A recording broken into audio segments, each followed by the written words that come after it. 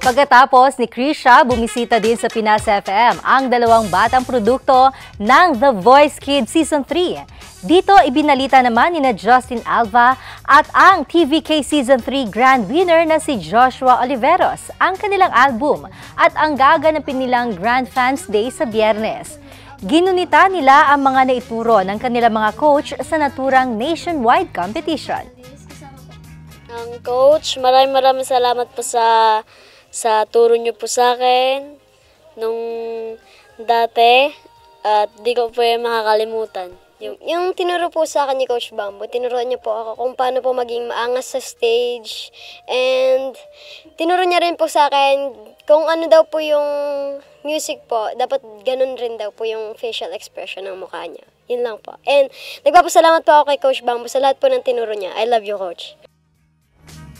Nagpapasalamat naman ang dalawa sa mga taong sumuporta sa kanila, kaya't maaga pa lang ay naabot na nila ang isa sa kanilang mga pangarap. Nagsample din sila ng kanilang kanta na nasa album.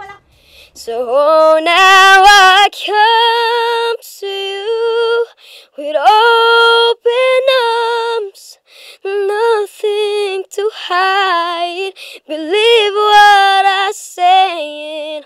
So here I am with open arms, hoping you see what your love means to me. Open arms. She could be lonely in London.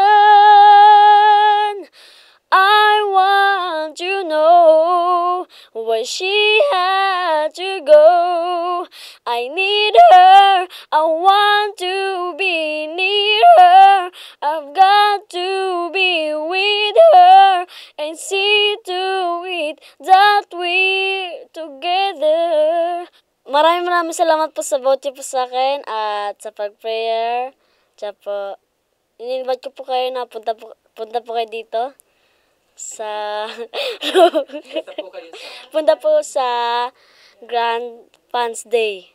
Nagpapasalamat po ako sa lahat po ng fans po and sa lahat po na sumuporta sa akin kay God, sa pamilya ko po, dahil po lagi po kayo nandyan sa tabi ko para suportahan ako.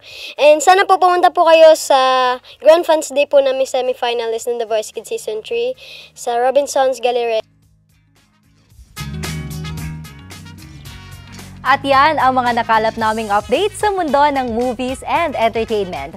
Ako si Jel Miranda and I'm 1 with 25.